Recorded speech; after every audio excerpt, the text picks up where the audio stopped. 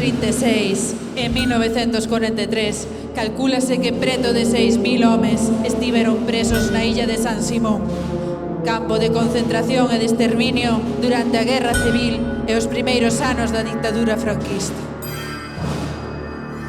Máis de 600 homes morreron na illa durante este período, debido a enfermidades, a malnutrición provocada polas terribles condicións de amoreamento e falta de hixiene, os traballos forzados aos que eran sometidos, así como os frecuentes fusilamentos.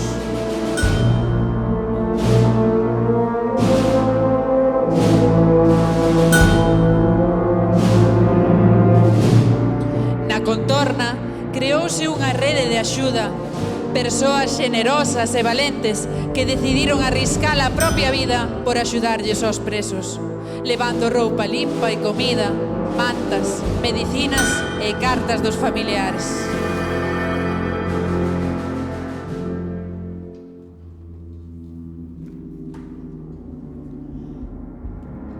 Non menos importantes foron as dúcias de mulleres anónimas que, mesmo sen teren vinculación ningunha cos moradores da illa, se ofreceron a lavarlle a roupa e levarlles comida a aqueles presos que non tiñan familia preto.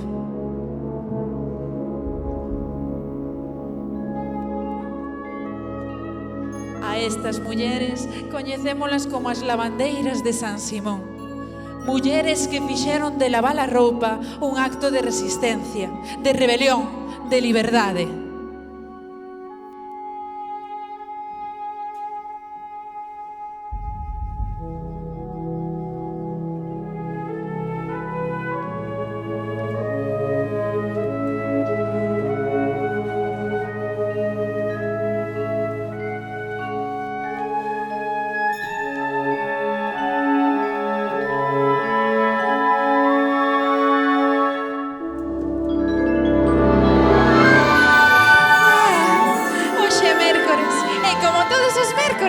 Toca ir á illa. A casa recende a roupa limpa, a xabón misturado con limón e lavanda. Mamá colle a roupa das bolsas que lle deixa Bernardino na portela e carga nun barreño que leva no lombo ata o lavadoiro.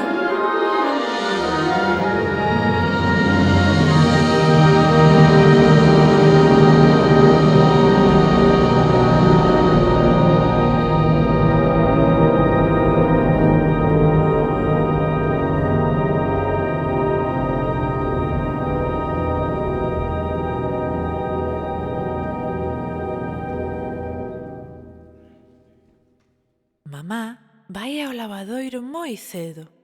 Di que así ten máis sitio para ela, pero eu sei que é porque hai xente que non a mira ben. Aí vai a Roxa a lavarlles a roupa aos presos da illa de San Simón.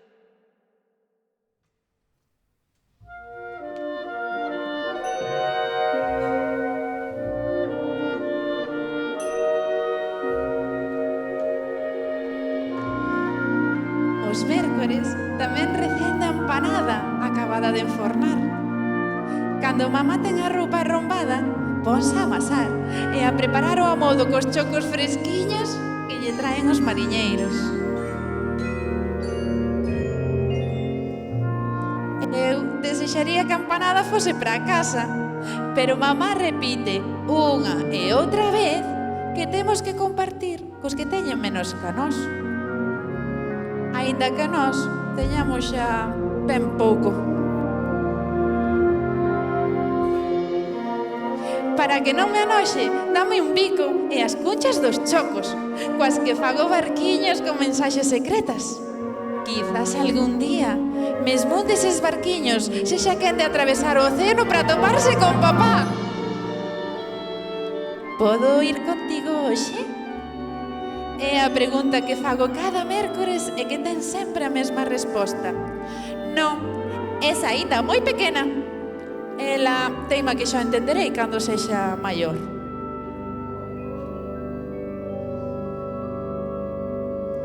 Achégome a cesante refungando para axudala. E o recendo da empanada faime esquecer o enfado. Se collera só un cornecho, ninguén se ia decatar. E como todos os mércores, collo o cornecho, aínda quente, e meto no peto.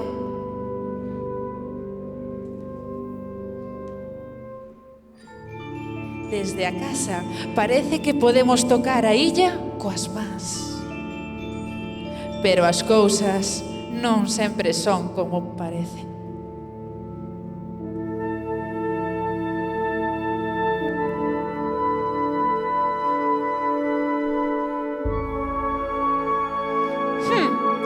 De maior vou embarcar, como papá.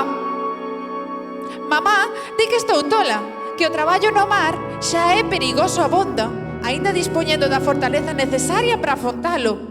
Pero non, eu non vou quedar aquí a ver a vida pasar, limpando a roupa sucia dos demais.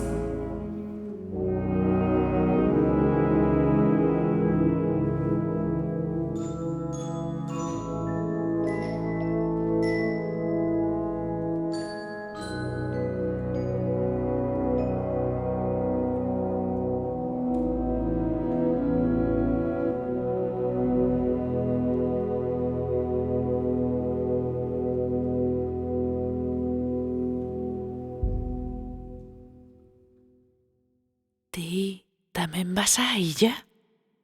A pregunta dun rapaz que vía por primeira vez pilloume por sorpresa. Non, só veño a acompañar a miña nai. Pois que mágoa, mamá falou coa nai do rapaz e non sei o que argallaron, pero fíxome un aceno de que podía subir. Por fin, sentí unha mestura de alegría, emoción e un chisquiño de medo. Que ben que veñas, dixo o rapaz sorrindo. Eu chámome Xulio. E ti? Antes de que me dese tempo a responder, preguntou: o teu pai tamén está preso? Na vila, todos sabían que o meu pai marchara ao pouco de empezar a guerra. A guerra!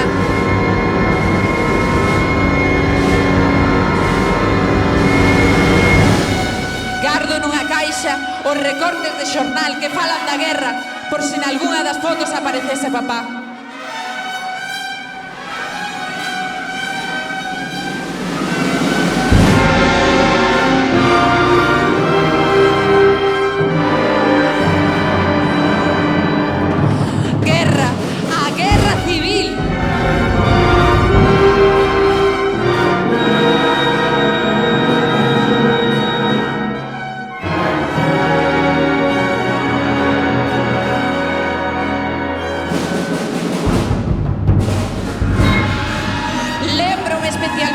Daquel recorte que decía: más de 97.000 muertos en la batalla de Teruel, 43.000 del bando sublevado y 54.000 en el ejército de la República.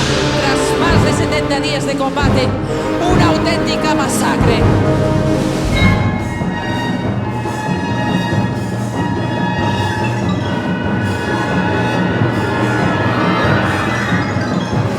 Guerra. Alguén agora que explique para que diaño serve unha guerra.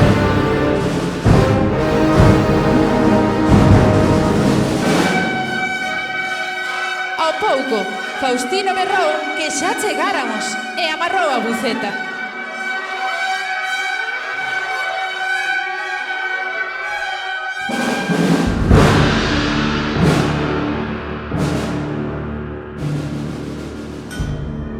Nunca vira esta parte da illa, nin a torreta e o enreixado, nin os gardas cos fusís, nin os centos de homes que agardaban detrás deles.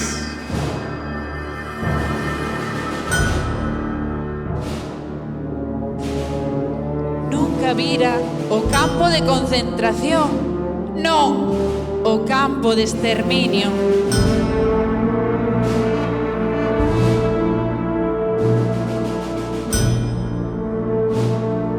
Desde a nosa casa víase soamente unhas poucas árbores e a ponte de pedra, máis nada.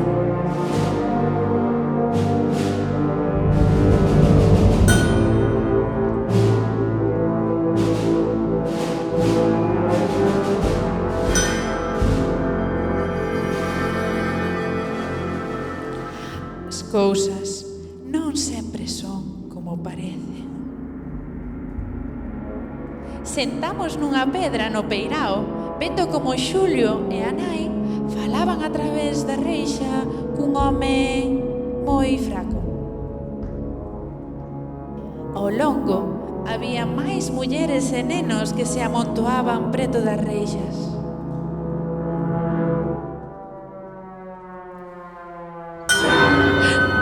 Non sei ben o que pasou, pero de súpeto escoitei berrar: "Preso a fuga! Preso a fuga!" Mamá abrazoume e tapoume a cara co seu peito. Non pude ver máis nada, pero recoñecín a voz de Xulio chorando: "Papá! Papá! Volve con nós na casa! Non quero que morras!"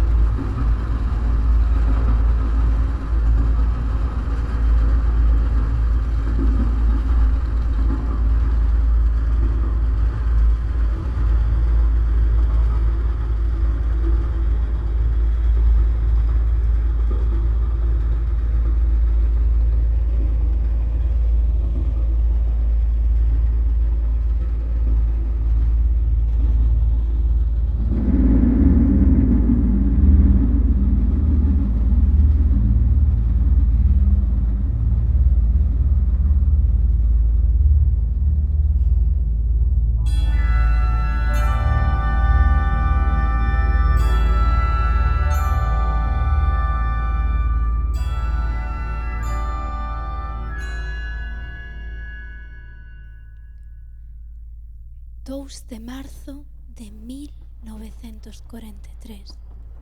Estación de tren de Ribadavia. 10 da noite. Escoitas ao lonxe un tren que chega.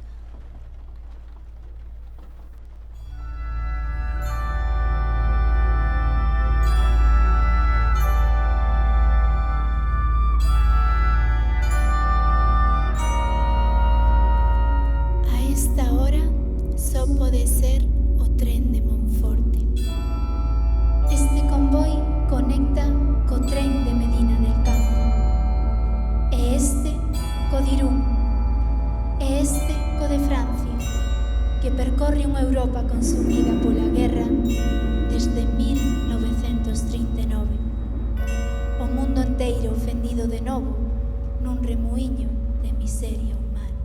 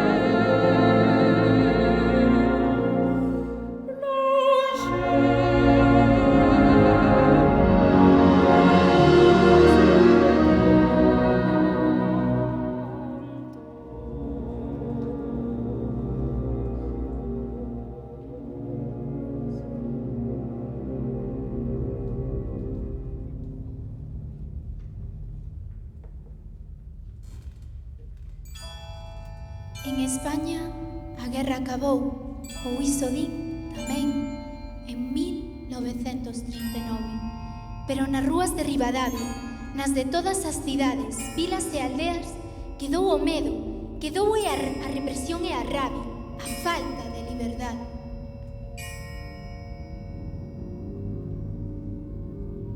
Quedaron os ocos baleiros dos que morreron, dos que desapareceron, dos que fuxiron, dos que están no monte agardando, dos que quedaron enterrados nas gabias.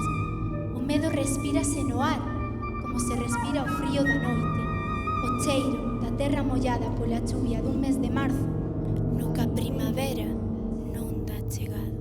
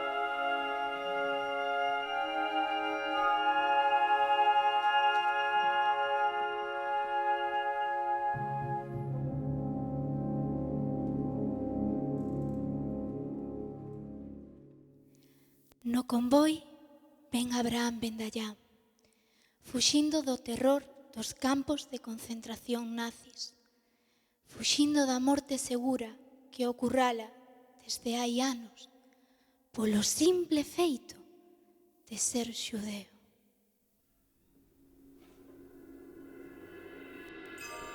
A vida non vale nada cando tes a marca da estrela amarela no brazo. Fuxir é a única solución para quen ten a sorte como el de atopar unha saída. Milleiros de kilómetros en solitario, percorrendo lugares que ende xamais vira, paisaxes que nunca esculcara, unha viaxe sen retorno cara a unha nova vida. Tes que preguntar pola nai, dixéranlle. É el que ia preguntar, se non sabe nin onde está, nin coñece o idioma, só sabe que vai frío e que é de noite, que cheira a doce que ten fame frío, moito frío.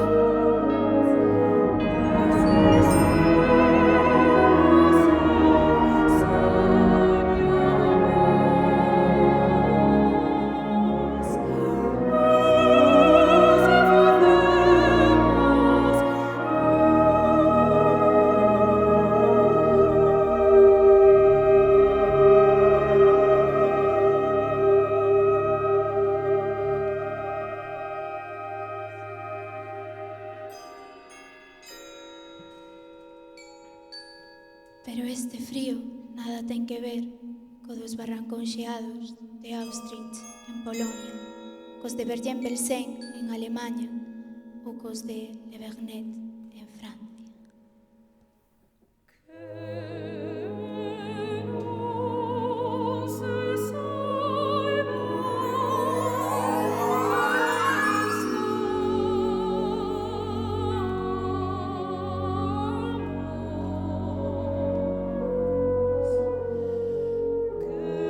A vida non vale nada nos campos de exterminio, que cheiran a fume e a lixo, mais este frío cheira a vida e a liberdade.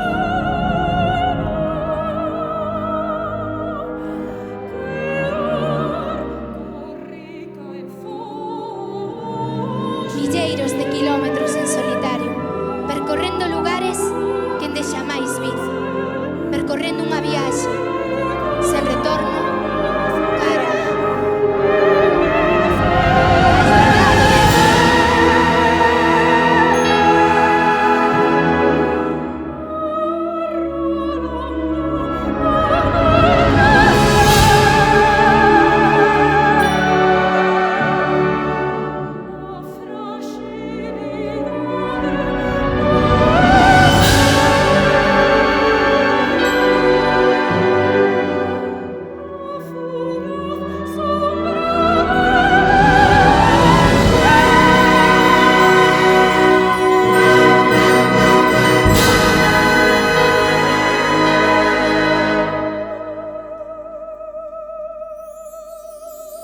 Ven con nós, dille unha muller que acena coa mirada, arriba a baixo, de esquerda a dereita. Non hai ninguén na estación, Lola pecha a cantina e fai unha sinal ao home para que a siga. Non compre preguntarlle se ten fame e sede e dalle un anaco de pan con queixo, que Abraham colle como un tesouro e papa de 3 bocados. Abraham e Lola van ás escuras polas vías de tren baleiras desa noite de marzo sen luar. Lola anda con paso firme que Abraham segue sen mirar atrás. Chegan á rúa Xuiz Viñas número 2 e entran na casa onde Amparo remove o caldo do lume. Un caldo sen unto, un caldo feito con ostos de galiña e o afecto de quen sabe o importante de ter algo quente que levar ao corpo. Xulia prepara as sabas da cama do fallado, sabas limpas con 2 mantas de lá para escorrentar o frío de quen deixa atrás a morte.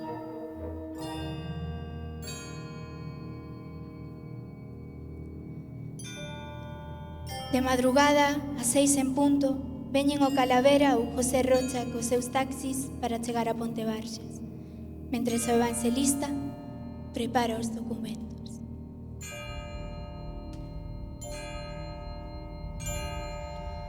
O fillo de Ramón, o barqueiro, está avisado de que ten que acompañar a Bran a cruzar o río ata chegar a outra beira. Do outro lado, en Portugal, aínda queda camiño ata Porto ou Lisboa para logo cruzar o Atlántico durante case un mes ata chegar a América e poder na fin comezar de novo.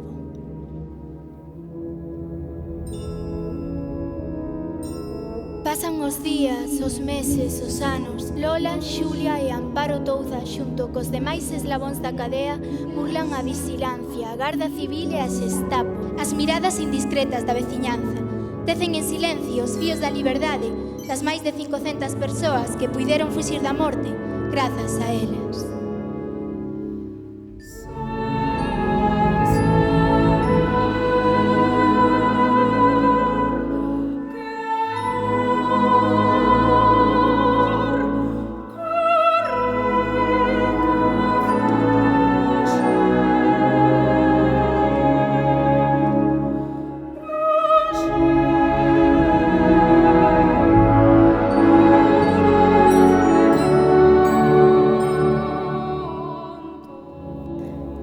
Como tantas outras mulleres, silenciosas, silandeiras, silenciadas, queda a memoria do seu valor, da súa bravura, da súa loita.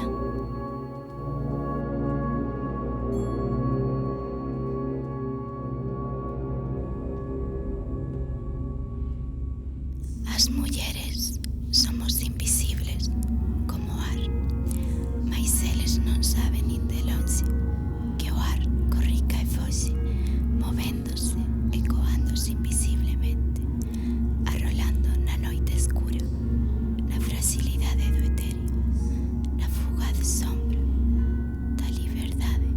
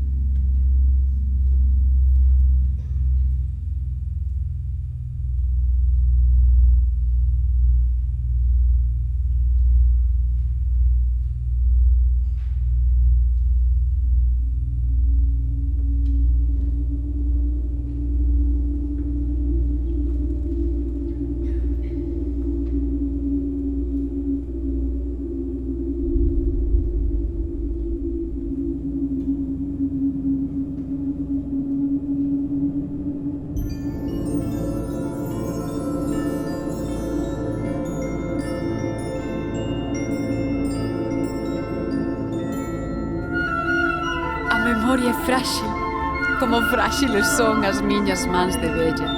Non sei que día é hoxe, pero lembro perfectamente o acontecido aquela noite. Aquel 2 de xaneiro de 1921, eu era unha das 56 persoas que vivían na illa de Sálvora.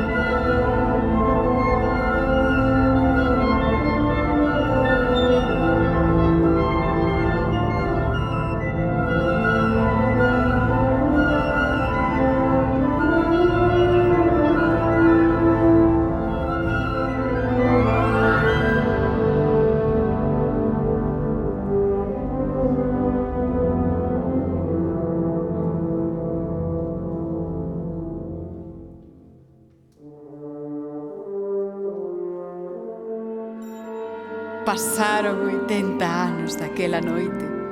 O vello milenio chegou ao horizonte e pasan as imaxes nítidas polo maxín.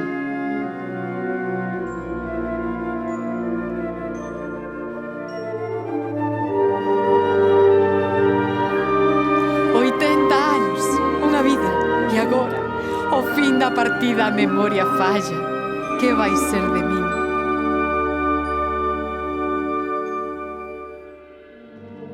falla a memoria, pero sei que a historia que eu vivín foi real. Real a aventura, real a bravura daquelas 3 heroínas.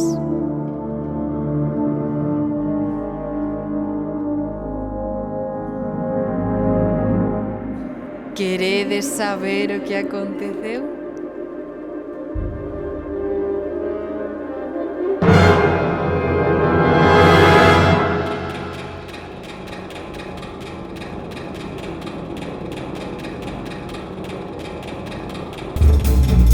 Ben, miremos pois o reloxo 80 anos atrás. Pechade os ollos. Podedes sentir o bruar do vento e o recendo a salitre? Mergullémonos no celme da tormenta, pois aí comezou todo.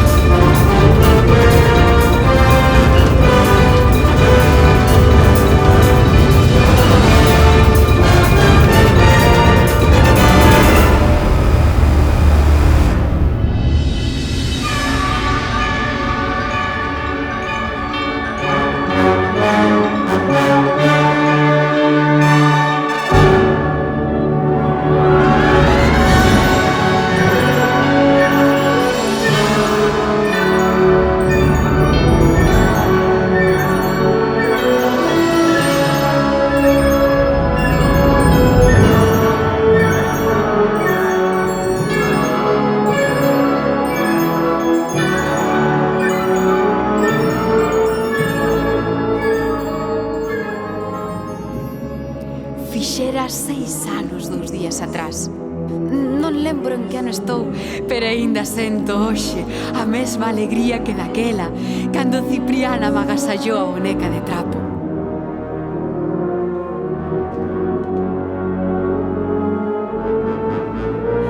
Tamén sento o bramar do mar batendo contra as rochas, a cruel treboada daquela noite sen lúa.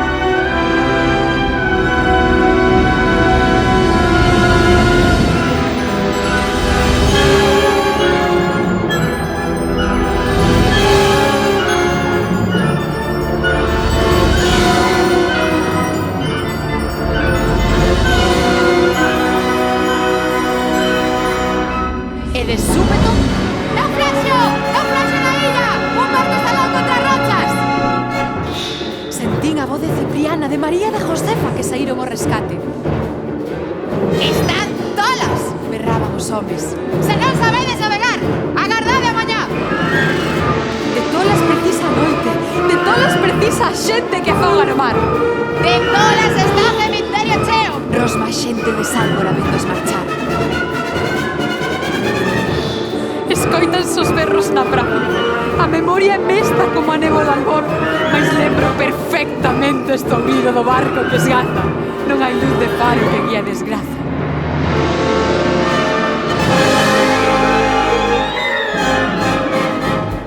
Están tolas! Berraban os homes. Estas 3 veciños xa non volven. Mais volveron con 3 máis, e logo máis 2, e logo 4 e 5 máis na mentres o vento zoaba e o mar batía na area. Sobre a Urela, os corpos deitados dos náufragos que deron chegado á terra. Foron case 30 as vidas que salvaron e máis de 200 os corpos que fogaron.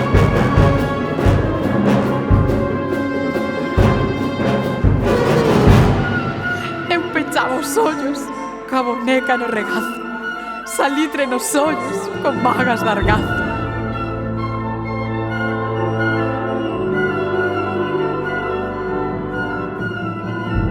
A memoria vai e ven como a marea, e de tolas pasaron a heroínas.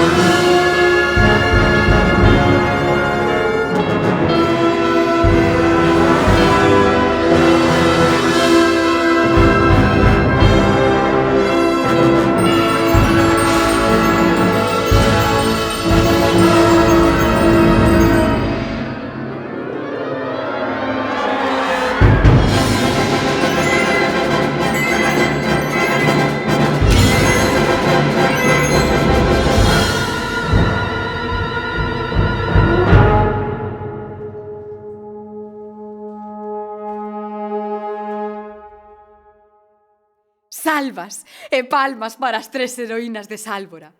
Os xornais, as fotos, todo o mundo falaba delas.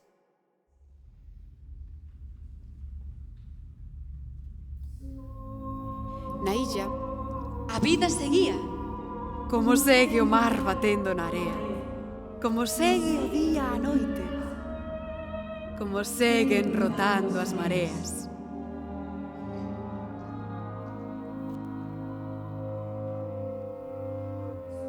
Das fazañas das mulleres, quen se lembra?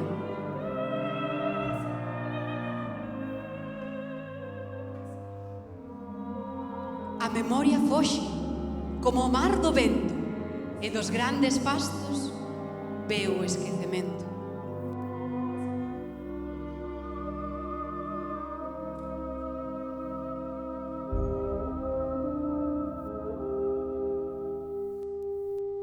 Van xa 80 anos. Pasaron 2 guerras, un século escuro. Viñeron tormentas, décadas de fame, morte e silencio.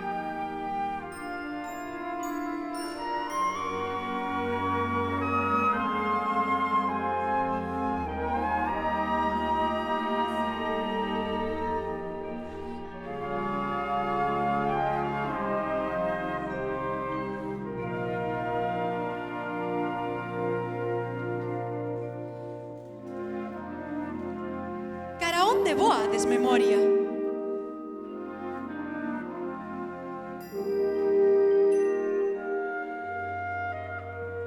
Quen agocha as mulleres da historia?